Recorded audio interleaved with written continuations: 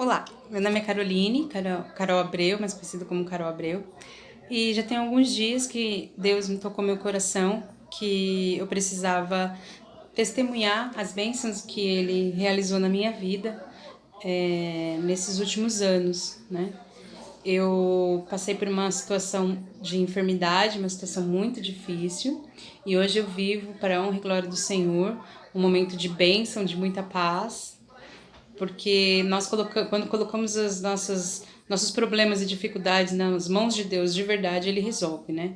E Deus tocou muito forte no meu coração que nós usamos as redes sociais muitas vezes para entretenimento, para fazer negócios, né? Para se distrair, e muitas vezes esquecemos que nós devemos viver para Cristo e nós devemos usar as nossas vidas também para glorificar a Deus em todos os momentos. Então o Senhor me tocou para estar passando para as pessoas aquilo que Ele fez em minha vida, né? Para a honra e glória dEle. Desde 2018, eu e meu marido tínhamos um sonho. Um sonho que nós compartilhávamos com Deus e com algumas pessoas bem próximas da gente. E esse sonho ele foi realizado no final de 2017 para 2018, que era ter um negócio próprio. Nós abrimos uma loja na nossa cidade, que é a cidade de Poá, e esse comércio, ele era a menina dos nossos olhos, né? A gente se dedicava 100% a ele. E conforme o comércio foi caminhando, né? As bênçãos de Deus vindo cada vez mais, a gente prosperando, nós tivemos uma oportunidade de aumentar o nosso comércio, de ir para um lugar melhor. E pedimos a orientação de Deus, aguardamos a orientação do Senhor em relação a isso. E muitas vezes, quando a gente pede a orientação de Deus, Deus nos confirma, né? Deus nos coloca ali a confirmação dele. E muitas vezes a gente recebe a confirmação, mas não compreende que tudo que a gente vai passar, eu gosto muito desse versículo, que todas as coisas cooperam para o bem daqueles que amam a Deus. E todas as coisas, muitas vezes, vão ser lutas que nós vamos passar. E nós não esperávamos que as lutas que a gente ia viver naquele momento, nós não esperávamos que as lutas que nós iríamos viver naquele momento seriam parte do propósito que Deus tem pra gente. Muitas vezes de amadurecimento, de valorização, de comprometimento com Ele, né? Todos os grandes homens da Bíblia passaram por momentos de dificuldade antes de receber a bênção, né? E a gente não é diferente, né? Não somos grandes homens da Bíblia, mas humildemente servimos a Deus.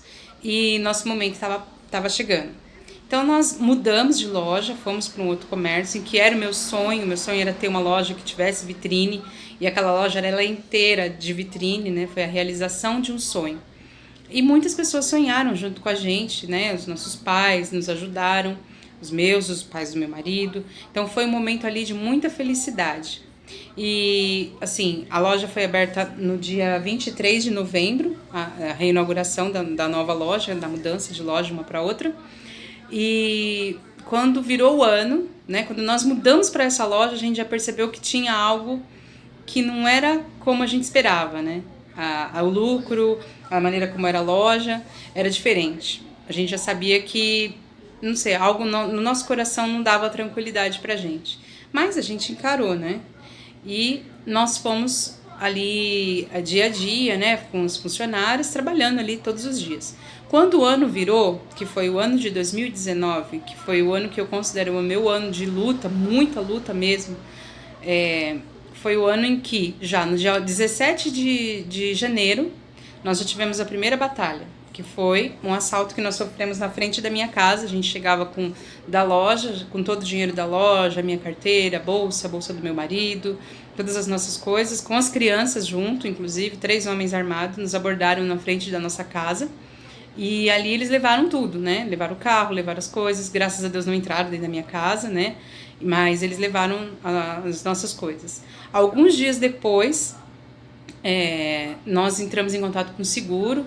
O carro nosso, no mesmo dia, ele foi devolvido, né? Eles largaram o nosso carro em um lugar próximo aqui e foi devolvido. E alguns dias depois, através do seguro do banco, tudo aquilo que foi roubado, tudo, até um remédio que eu guardava na minha bolsa, ele foi restituído pelo banco. Tudo, nós não perdemos absolutamente nada, né? Naquele momento, tudo foi restituído. E aquele foi o primeiro momento em que nós tomamos um susto, assim, porque a gente nunca tinha passado por isso, ainda mais com as nossas crianças, mas foi uma luta, né? Acabou, passou, a gente foi restituído, tranquilo.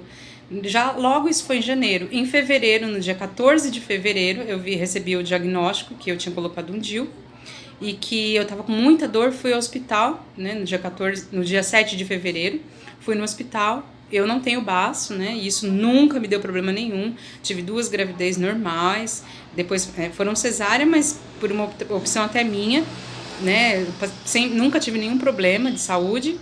E a partir daquele momento, o médico me chamou e falou: seus exames deram muito alterados, a gente vai tentar tratar você com antibiótico via oral, né? Mas se não der certo, no dia 14 de fevereiro você já venha com uma mala, que a gente vai repetir os exames, e se os exames estiverem desta maneira, novamente, nós vamos te internar.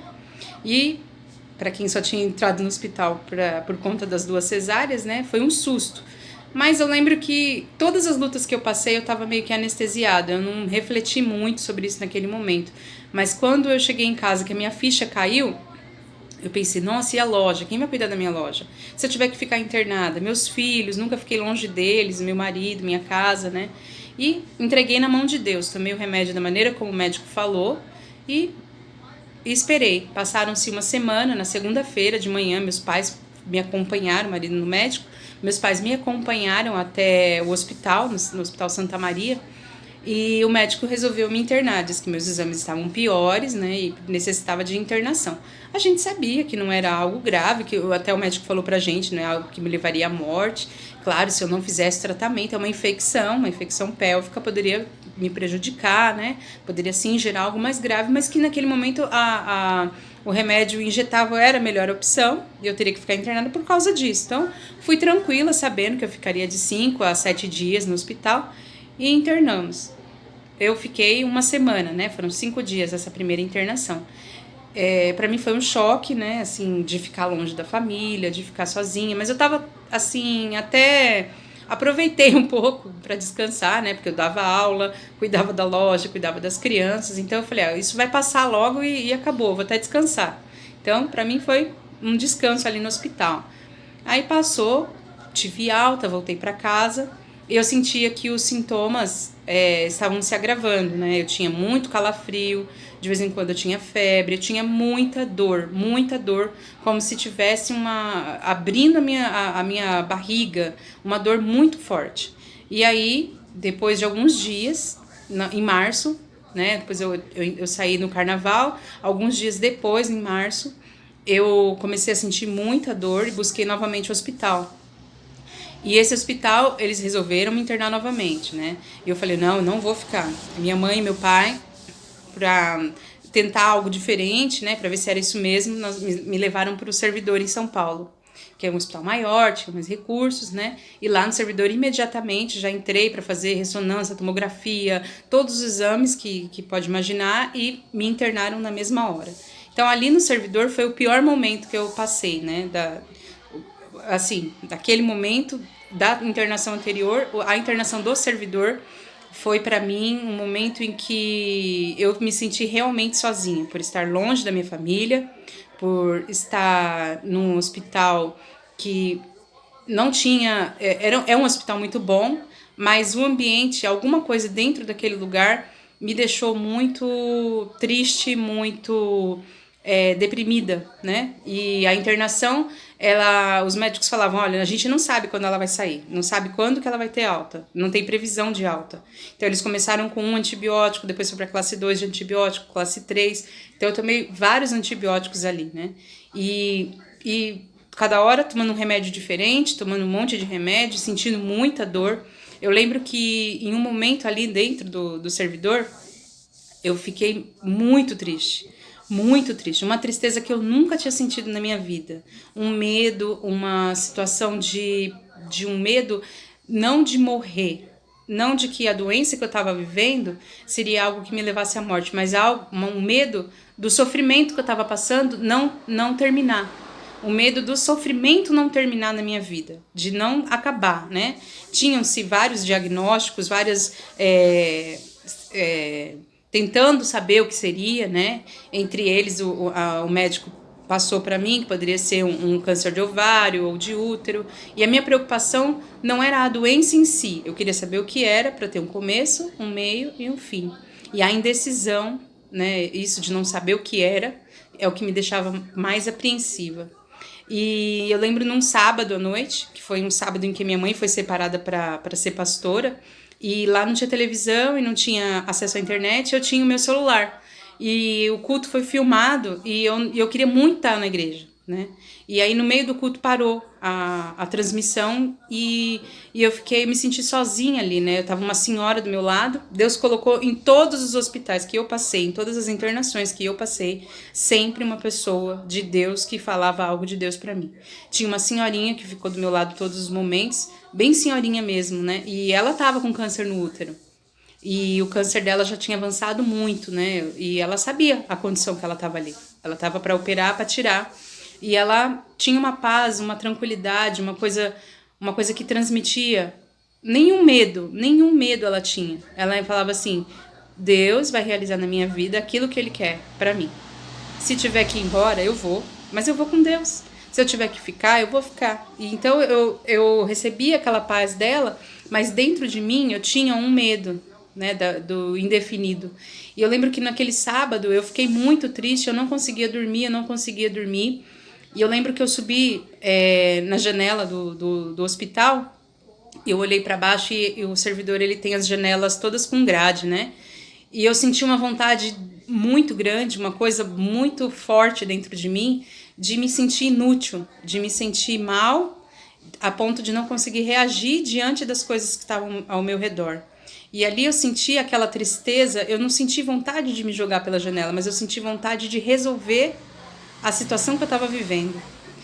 E por mais que as pessoas falem, nossa, poxa, é uma coisa tão pouca, todo mundo passa por isso, mas quando você está vivendo aquela situação, que você escuta à noite pessoas que faleceram, você está ali dentro, você não sabe o que vai acontecer com você, você ouve pessoas chorando, gritando de dor, né? Algumas pessoas faleceram perto de mim, então isso é muito assustador. E aí eu valorizei um trabalho que eu nunca tinha pensado o quanto é importante, que é a capelania hospitalar. No outro dia, no domingo, entrou uma senhora, eu nunca vou esquecer dela, e ela começou a conversar comigo, eu falei que eu era evangélica, filha de pastores, e ali ela começou a falar para mim aquilo que eu estava sentindo, a tristeza que eu estava sentindo, e aí ela orou por mim, né, ali eu senti uma paz muito grande, e vim para casa, depois de alguns dias eu recebi alta do servidor e vim para casa. Quando eu cheguei em casa, foi numa quarta-feira, depois daquela palavra que ela lançou para mim, eu senti muita vontade de ter a presença de Deus na minha vida, né? Foi bem naquela época em que teve o ataque lá em Suzano, as coisas estavam meio assustadoras, né? Eu senti vontade de ter a presença de Deus perto de mim. E eu orei à noite, de madrugada, dobrei meus joelhos na sala, eu orei pela minha família, eu orei pela minha casa, e eu senti que algo ainda estava por vir, né? Eu senti que Deus estava me preparando para algo que eu ainda ia viver, ainda muito pior do que eu já tinha vivido ali dentro do servidor. E aquele dia foi um momento muito forte com Deus, eu orei ali, eu falava em línguas, o Senhor me respondia, eu me senti muito próxima de Deus. Mas, alguns dias depois, novamente, eu senti a enfermidade cada vez pior. E aí, cada exame que eu fazia, a infecção ela aumentava cada vez mais, eu me sentia cada vez pior, daí eu ia no hospital, e aí foram mais 2 internações, até chegar nessa que foi a pior internação, que eu fiquei quase um mês, né, internada, e os médicos não sabiam, né, uma equipe de médicos multidisciplinares, né, tentaram resolver o meu caso, aí tinham infectologista, tinha endócrino, porque eles queriam saber se era do estômago, intestino, tinha o médico da parte ginecológica, então eu fui passando por todos os exames, e nesse período eu fui gerando também junto, né, porque mexe com a cabeça, uma depressão muito forte. E essa depressão, ela me tomava a ponto de eu não conseguir comer, de eu passar o dia no hospital chorando, de eu passar os dias só, eu assistia muita série de hospital, aquilo me satisfazia, ficar assistindo séries médicas em que as pessoas estavam dentro do hospital e morria, doenças graves, eu ficava com aquilo na minha cabeça de que eu tinha algo grave e ninguém ia saber e eu ia morrer. Então ali foi aumentando cada vez mais a tristeza, porque eu estava alimentando a minha tristeza. Eu estava alimentando algo ruim dentro de mim, né? Mas Deus estava ali do meu lado, sempre preparou pessoas para amenizarem a minha dor, para amenizar aquilo que eu estava passando, porque eu tinha que passar, ninguém poderia passar por mim.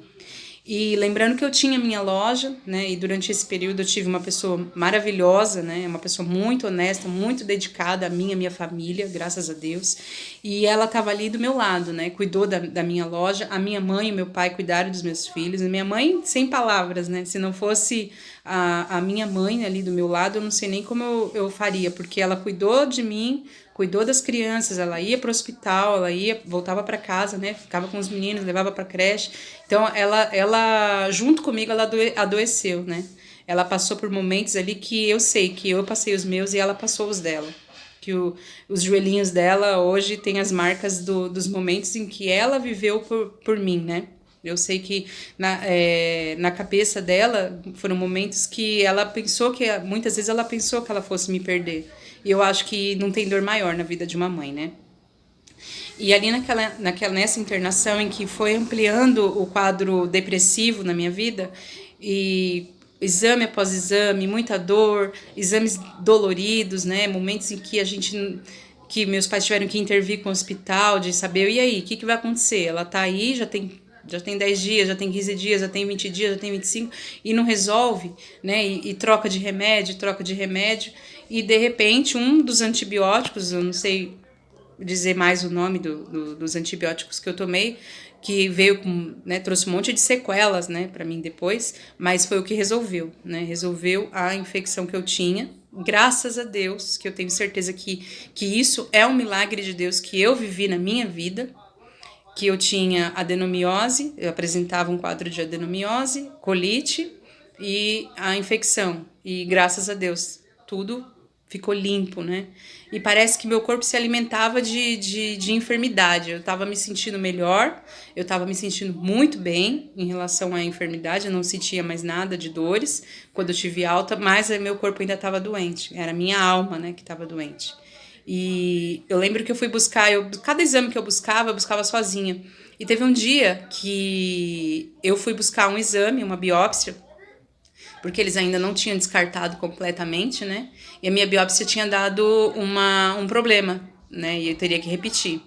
E eu lembro que eu tava no carro, eu tava tão inconsequente, tão desbaratinada de tudo, que eu li o resultado da biópsia e eu li lá que eu tinha um problema no reto. Eram pólipos, é uma coisa muito simples, eu tirei os pólipos. E eu ao ler, eu li a palavra maligno e nem pensei. Não parei para refletir que estava escrito sem malignidade, né? Eu só li o maligno, eu só enxerguei o maligno. Até tem uma relação espiritual com isso. Quando você passa por uma situação ruim e que você não consegue ver a glória de Deus, até mesmo nos momentos ruins que você está passando, porque Deus ele está em todos os momentos. Deus ele sempre esteve ao meu lado. Mas teve um momento em que eu optei por ver o maligno, por ver somente as coisas que o maligno queria trazer para a minha vida. Então, naquele momento em que eu vi o maligno, foi como se eu estivesse cega e eu só conseguisse ver aquilo que o maligno quisesse me mostrar. E eu lembro que eu vim dirigindo sozinha de Mogi para Poá, e no meio do caminho eu ouvia claramente alguém falando comigo. Você não vale nada, você vai viver nessa vida para sempre, você vai estar sempre, você é aquela mulher doente, seu marido não vai querer saber de você porque você é doente, você vai ficar doente para sempre. Resolve isso, bem, resolve. Como é que você resolve? Você acaba com seu sofrimento rapidinho. Você resolve acabando. Olha a arma que você tem na sua mão, seu carro. Joga o carro. E ali eu tentei várias vezes jogar carro passando por cima do viaduto, né? Aquele caminho foi um caminho que eu vim, infelizmente, ouvindo a voz do Satanás do meu lado, né? Como se ele estivesse ali do meu lado. E teve um momento ali que foi onde eu mais chorava, eu não enxergava mais o que eu estava vendo. eu tava chorando tanto, ao invés de eu parar o carro, foi o momento em que eu peguei o carro e joguei, né? Joguei o carro na direção de um outro carro, na intenção de bater e a força atingir a minha cara. Eu não estava pensando muito bem que isso não iria me matar. Mas na minha cabeça, né, afundou a porta do carro da mulher, mas na minha cabeça, né, seria o suficiente. Eu lembro que eu desci, eu paramos o carro ali no farol e a mulher falou: "Nossa, a batida foi tão forte que bateu a boca da minha filha", e no meu carro não fez nada. Destruiu a porta do carro dela, a parte de trás do porta-mala, e no meu carro não amassou nada. E eu lembro que eu cheguei na loja para contar pro meu marido o que eu tinha feito, mas dizendo que foi o sol, que foi outra coisa. E a mulher: "Não é possível que essa menina tenha se distraído a ponto de..." Ela acelerou e veio para cima do carro. E ali eu percebi que tinha algo mais errado ainda do que eu pensava comigo. Porque a minha vida, a partir daquele momento, foi inteira pensando nisso. Como acabar com o meu sofrimento. E eu sei que tem muita gente que passa por isso, por depressão, e não dá o nome. Isso é uma doença. Isso é uma doença. Isso não é frescura. Isso não é mimimi. Isso é uma coisa muito grave. Isso é algo muito sério. Isso é algo que leva vidas todos os anos. Todos os anos levam vidas. Vidas que não têm mais a chance de se regenerar, a chance de uma outra vida, como eu tive, graças a Deus. Porque existiam joelhos dobrados por mim. Existiam pessoas que estavam ali orando junto com uma mãe que sofria sem saber o que fazer, que é a minha mãe.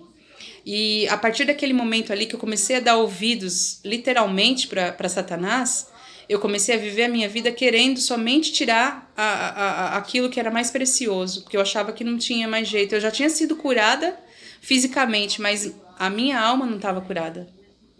E aí eu já tinha encaminhamento psiquiátrico, porque o hospital já tinha sinalizado a minha família, já tinha sinalizado que eu não estava bem, né? E aí eu fui encaminhada por uma psiquiatra muito boa, que ela percebeu que sozinha eu não ia conseguir, porque eu não me abria com ninguém. Eu não falava essas coisas para minha mãe, eu não falava essas coisas para o meu marido, mas a minha mãe, ela sentia.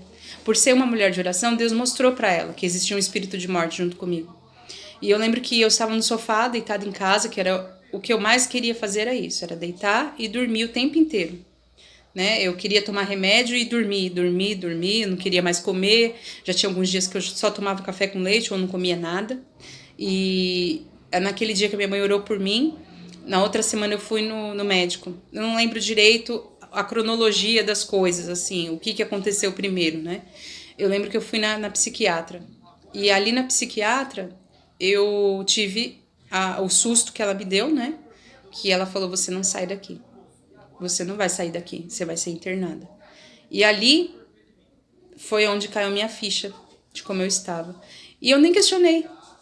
Eu não questionei o diagnóstico dela. Porque eu desabei em cima dela, eu vomitei em cima dela tudo aquilo que eu estava sentindo. E eu disse para ela como eu estava me sentindo. E aí ela resolveu me internar e minha família veio, né? Veio minha mãe, veio minha sogra, meu marido, e ali eu escutei algumas coisas que Satanás continuava falando. E Satanás, ele não fala só na cabeça da gente. Ele fala através de bocas também. Ele usa pessoas para falar. E existia uma pessoa que Satanás usava, ele era o chaveirinho dele. E uma enfermeira lá do hospital, ela me deu um versículo. Ela me fez uma cartinha, ela falou: "Eu sei que Satanás está falando com você, mas Deus manda te dizer que ele está contigo. Vai para esse hospital, porque você precisa ser tratado. Mas trate-se espiritualmente em primeiro lugar." Então eu fui, né? Eu fui internada, fui para São Paulo, e lá onde eu fiquei foi um momento em que eu não desejo para ninguém. Esse lugar é um lugar que eu não desejo para ninguém, que é uma clínica psiquiátrica, né? Mas eu precisava passar por aquilo. Eu precisava passar por aquele momento. Eu precisava daquele acorda, né? Para voltar para o meu corpo, para minha mente, para minha alma, voltar para o meu corpo normal, para eu poder retomar a minha vida. E quando eu entrei naquele lugar, eu me lembro que as enfermeiras falaram que minha mãe não podia seguir junto comigo lá para dentro. E eu lembro de ver o rosto da minha mãe e alguns momentos de enfermidade que eu já passei, e eu lembro sempre de ver o rosto da minha mãe. E naquela hora eu vi o rostinho dela fechado na janela, né? Que a mulher fechou a porta, colocou uma senha lá e a minha mãe ficou para trás, né? E aí eu entrei.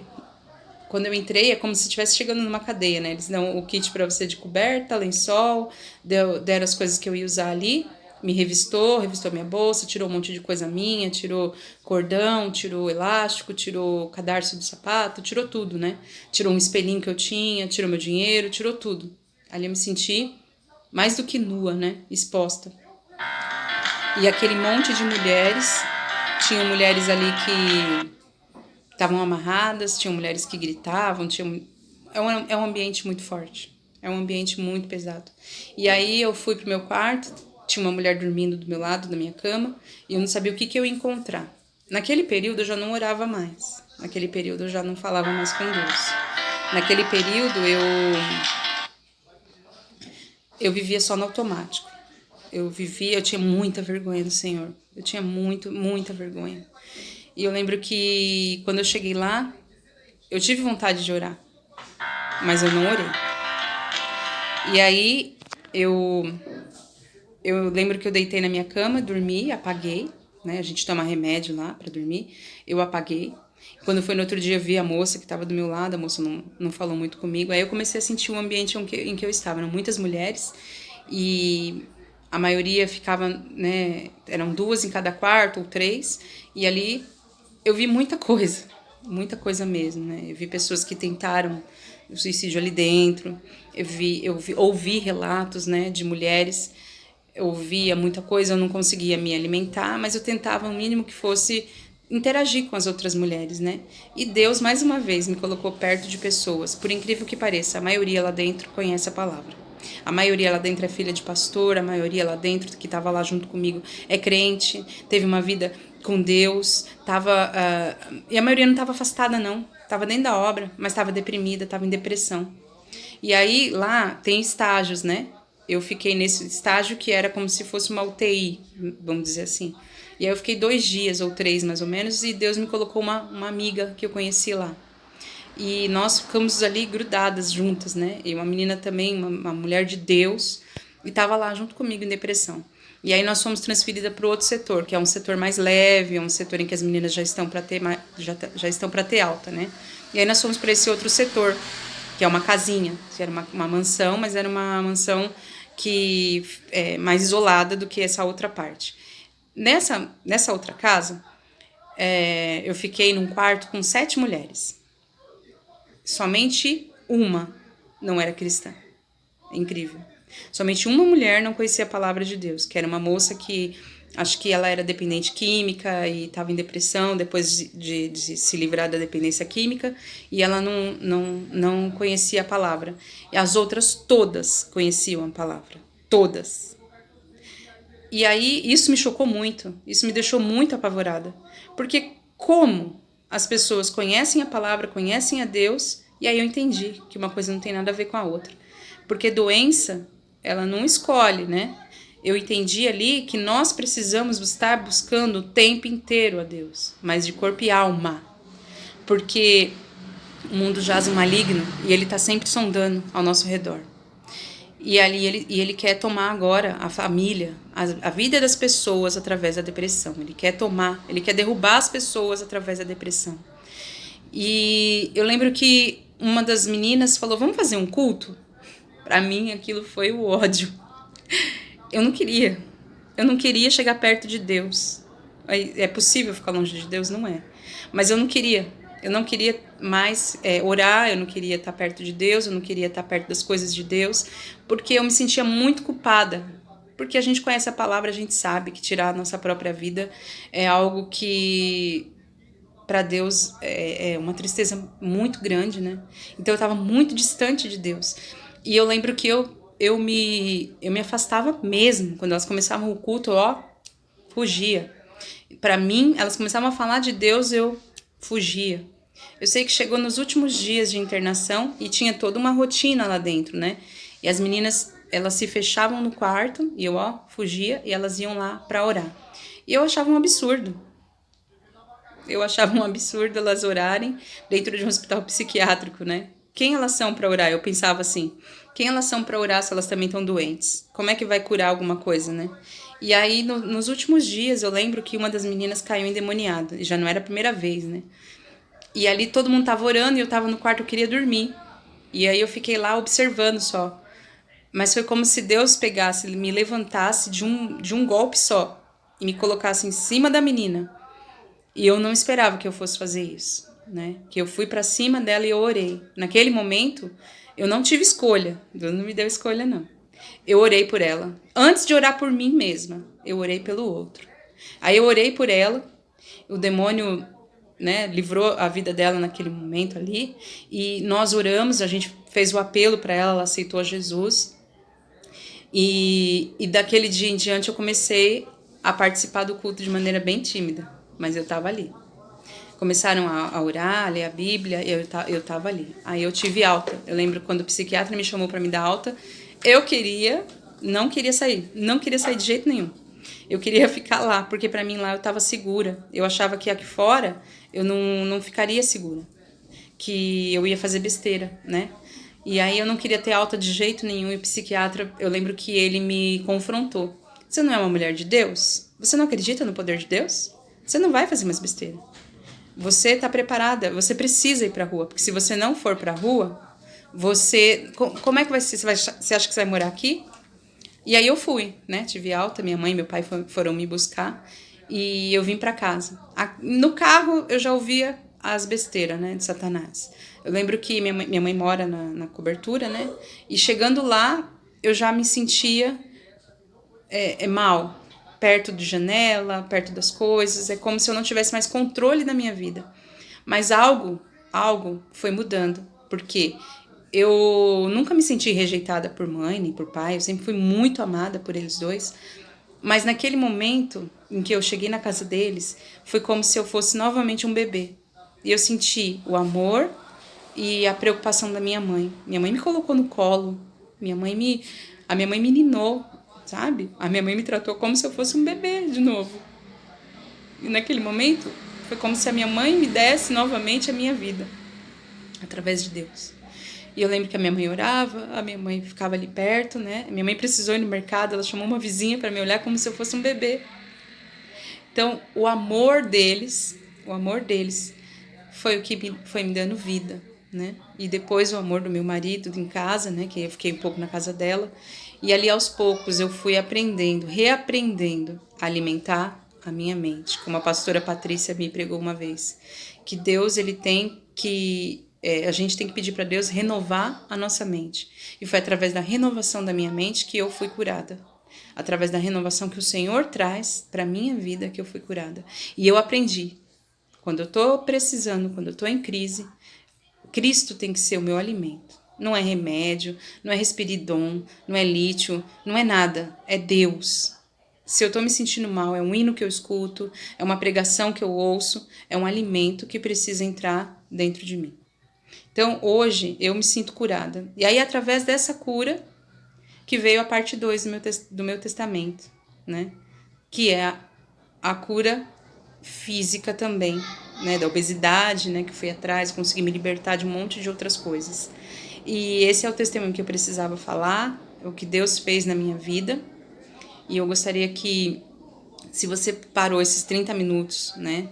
Para ouvir aquilo que Deus tinha para falar através da minha boca, que você possa refletir a vida que você tem levado, os problemas que você tem. Para muitos os seus problemas podem parecer pequenos, como para muitos o meu problema parecia pequeno. Mas para mim ele era gigante, porque você mesmo determina qual é o tamanho do seu problema.